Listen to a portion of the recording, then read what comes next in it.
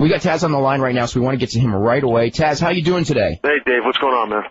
Not too much. How's you've been you've been on main events on pay-per-views before, and now you were on this pay-per-view, which was probably the biggest, I'm sure the biggest money show probably in the history of wrestling. What's your feelings going in being like a player on a big show as opposed to being like one of the main events on a pay-per-view but not as big? I mean, which made you more nervous, or if that's even the right term?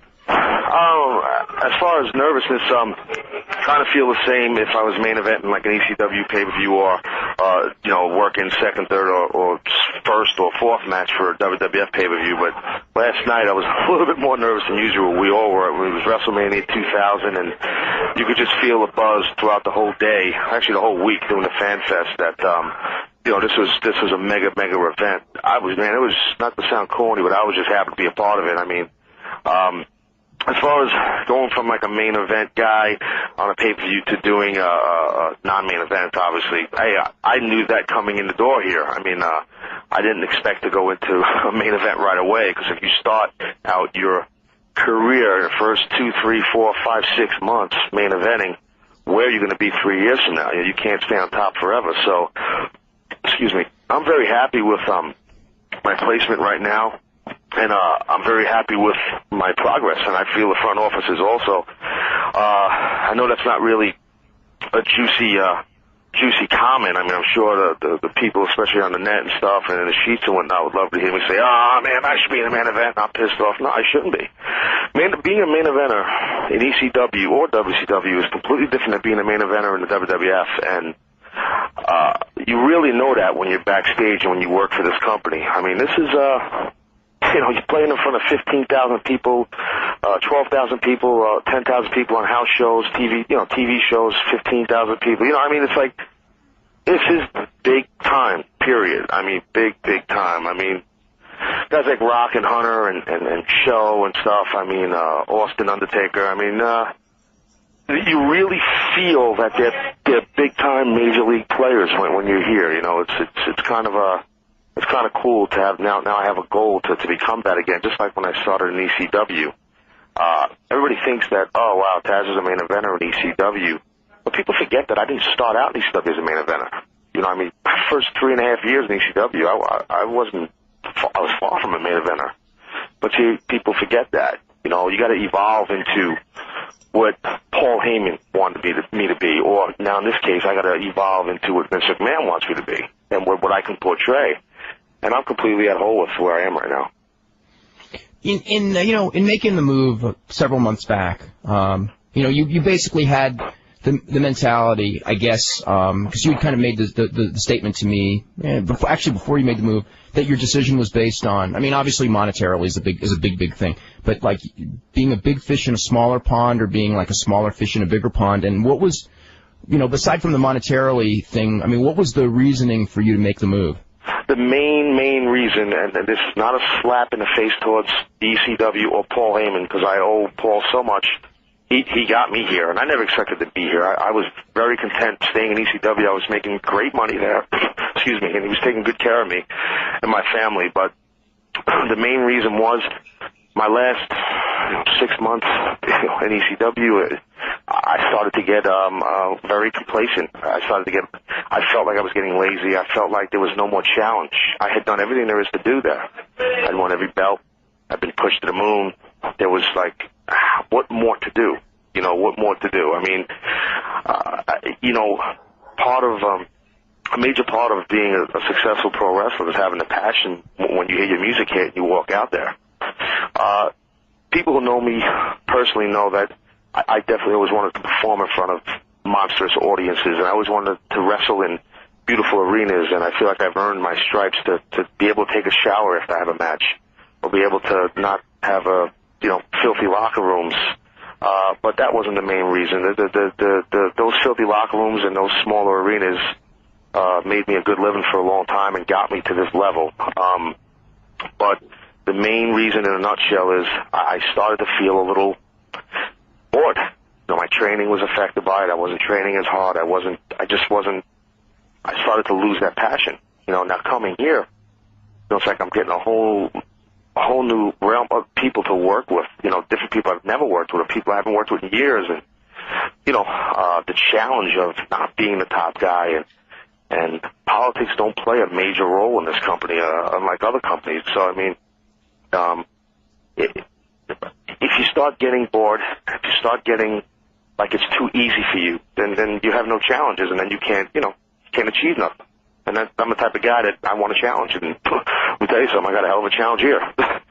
What do you have like a short-term goal as far as like people that you wanna be in there with, or a direction that you want to go, or is right now you're just kind of waiting for something to be given to you, I guess, or something? Well, tonight, I don't know if I'm really allowed to disclose what's happening tonight, but tonight I'm heading in a direction that I want to be in right now, and I'm starting an angle tonight with someone, so someone that it's going to be real cool, and I think we're going to have some really strong matches, and it's going to be a pretty entertaining program.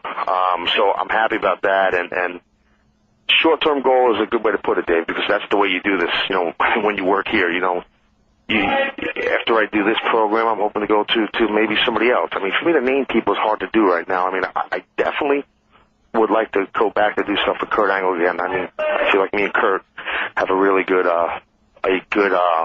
mixture in there together. We play off each other real well. I'm looking forward to working with guys like Eddie Guerrero, who I think has become one hell of a heel here, fast. Benoit, obviously, Chris Jericho, and I think can do some really good business. I mean, I'd like to stay in the mix with those type guys, and I think that we could do some really cool stuff. Do you expect to get like more mic time now that you have a new program? I guess it's starting to start tonight. Yeah, I think that's going to start coming. I mean, so many people like on my website. I mean, message board. Everyone's like, "Why don't you talk more?" And I hear it all the time everywhere I go. Why don't they let you talk? Why don't you let you talk? I mean, I had to prove myself.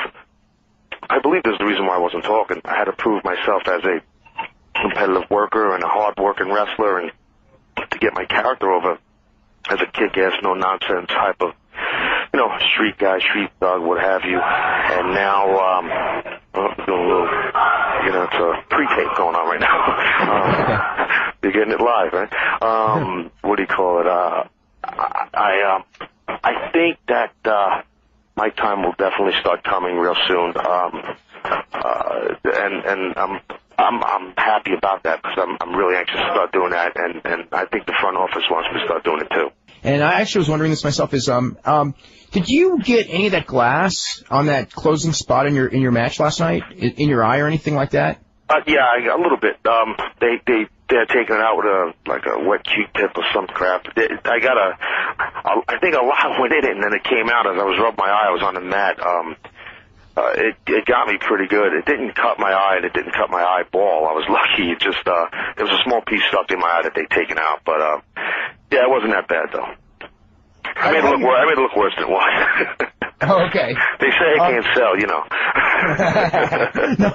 What's your feeling coming? What's your feeling coming off of that show? Was it as an experience? How would you compare it to say, an ECW pay-per-view after the fact? Well, that's a tough question. A good question, but tough question. I mean, ECW pay-per-views. A lot of times I had the weight on my shoulders. I mean, it's kind of cool not having the weight on your shoulders, but I also kind of miss it, you know what I mean? So, because I was used to it. But the feeling after this show was amazing because it was a big success. We had a post-WrestleMania party at the hotel for the staff and VIPs and stuff, and you could just feel the electricity throughout, the building from the boys to the people who work behind the scenes to the office. Everybody was just so happy, and it just felt like we won the big game, that type thing, It was a real cool success party. Everybody just eating, drinking, having a good time and all that stuff. And it was a really cool feeling. And I'm new here, so it just felt cool to be, it's a real team atmosphere here. It really is. As far as the hardcore battle royal, I was, at first, when I was told I was involved with it, and I seen all these guys involved, I'm like, well, man, this could be bad because there's so many bodies involved. A lot of times when that happens, it become a cluster, But it ended up, man, each minute that ticked by during that match, it was cool. I mean, and I watched the replay last night, and the camera, watching on TV doesn't do it any justice. I mean, if you were there, I mean, anywhere near ringside, man, we all were just tattooing each other. Believe me. In ECW, I've done a lot of stuff like that, worked real stiff with guys, but this was stiff. I mean, we were going. I mean, believe me, 15 minutes too. So it was. We were all kind of banged up from it. All of us. A couple of guys had to get stitched up. Crash Holly had to get some stitches. Pete Gaff had to get some stitches. So I got a big lump on my head. A couple of guys are screwed up. So I mean, but we all knew we had to go in there and work real tight. The match wasn't a heavily pushed match on the show, but I think Jim Ross put it best the night before. I seen him at the hotel, and he kind of felt like that match was going to be a sleeper, and I felt like we did that. Now, in that very finish at the pin at the buzzer, and on TV it was like 1, 2, and it sort of was like, were you in the right? Was that how it was supposed to go down? Was he supposed to like be putting his hand down for 3 and your body in the way, or? I hate to say this, but I have no comment about that, Dave. Okay. I'm sorry. You have to find out from those stores, but I have no comment. Because it was, I mean, okay. I'm sorry. Okay, this is from Mike in Syracuse, and he's talking about an interview you did for RF Video, and you talked about you were very disappointed how Perry Saturn left ECW and that you would never want to work in the same company with him, and also comments about Aaron O'Grady, Crash Holly.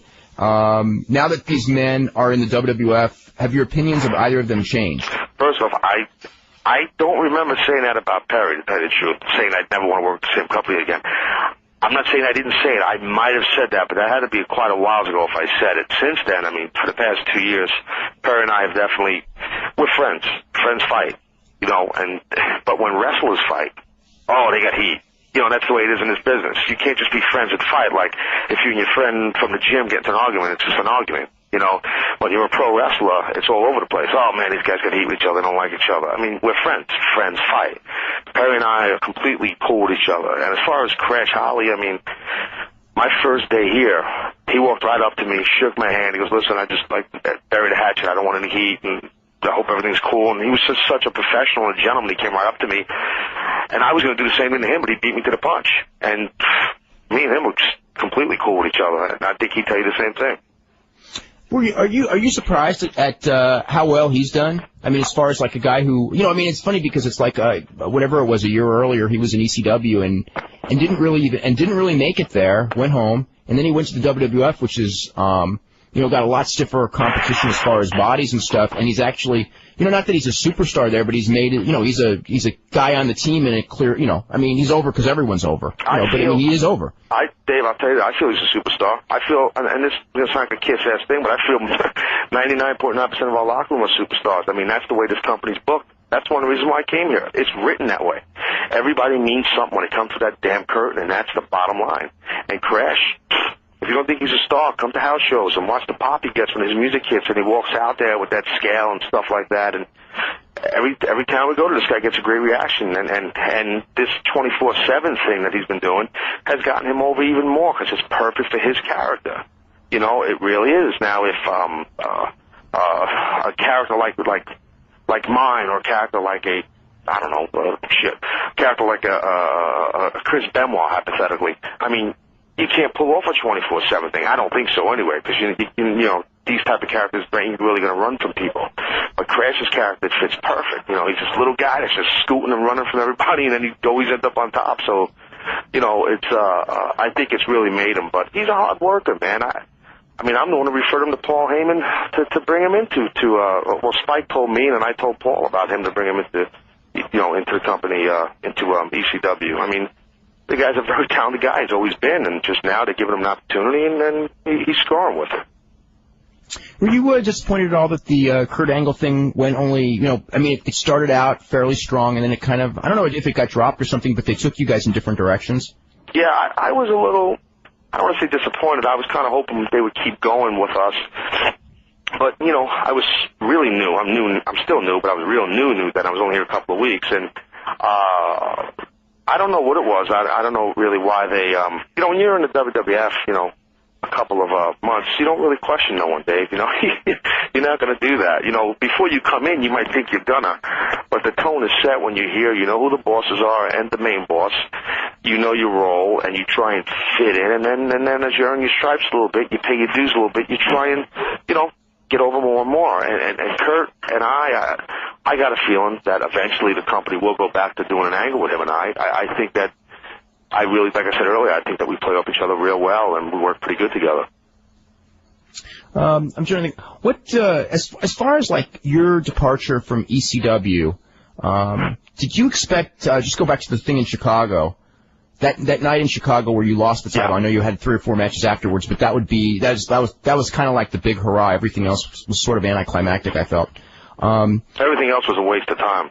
But yeah. Now, in that one, what were your thoughts as far as coming out that night? I mean, did you know that everyone was going to know you were leaving? Because and just the way they reacted, and the fact that they basically turned on you at the beginning and then they were all with you at the end, which was kind of a unique situation. Yeah, it was unique.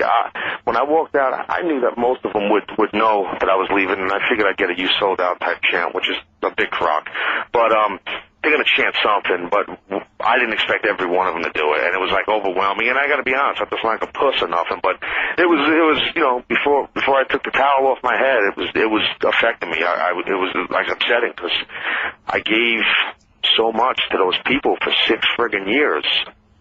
From merchandise to helping train guys to being a team player and being a company man and being a competitor in the ring and busting my ass, coming back from a neck injury that would have put most guys down for good. And man, they just forgot. And I got pissed. And by the time I hit the ring, I was just like, frig 'em. I'm just going to go out here, have a good time with Mike Awesome and Tanaka. And at that point, I didn't really care about giving the people their money's worth. And I'd never done that before. I didn't care about them because they didn't care about me.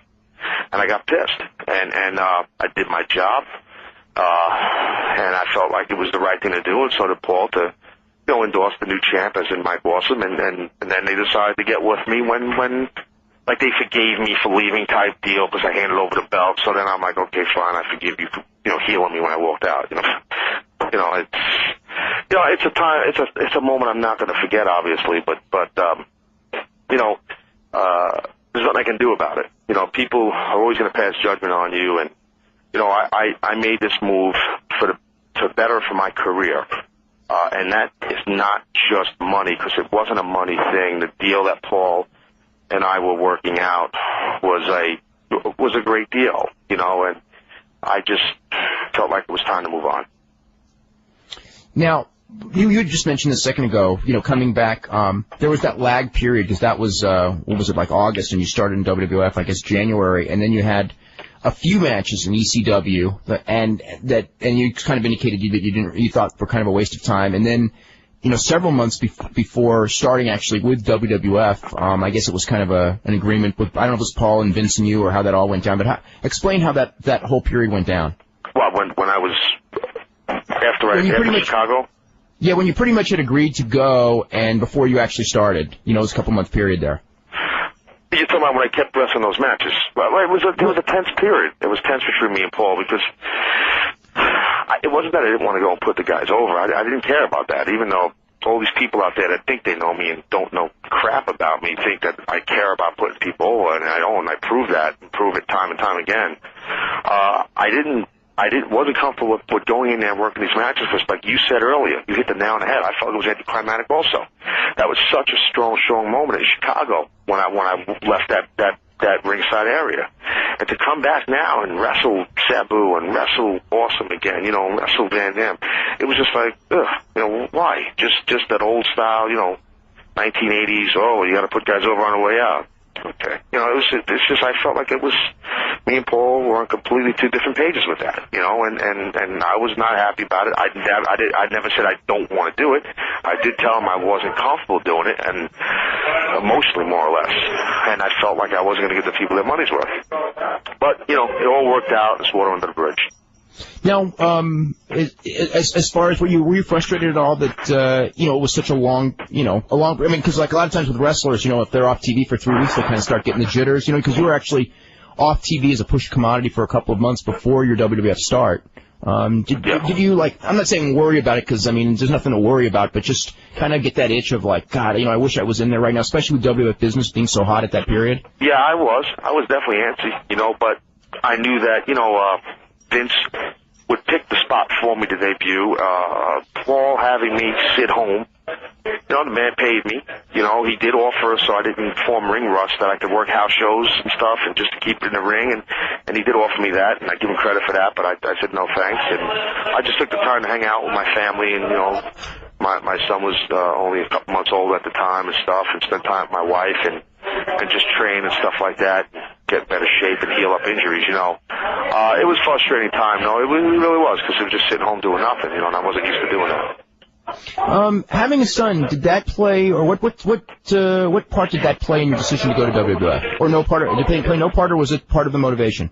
Wait, say that one more time. I lost you a little bit. You know what? Having your first son, did that play a part in your motivation to want to go to the WWF, or was that not even part of the deal? No, a little bit. Not really, Dave. To tell you the truth, it wasn't like a major part of it. It really wasn't a major part of it. I mean, Paul always took care of me financially. I was very happy with the money he was paying me for quite a while, and it wasn't that. I mean, yeah, granted, when you work for Vince, you know, there's a lot more financial security for your family, obviously, but, you know, Paul's going to do great, and his company's going to survive, and believe me, a lot of people here at WWF are rooting for him.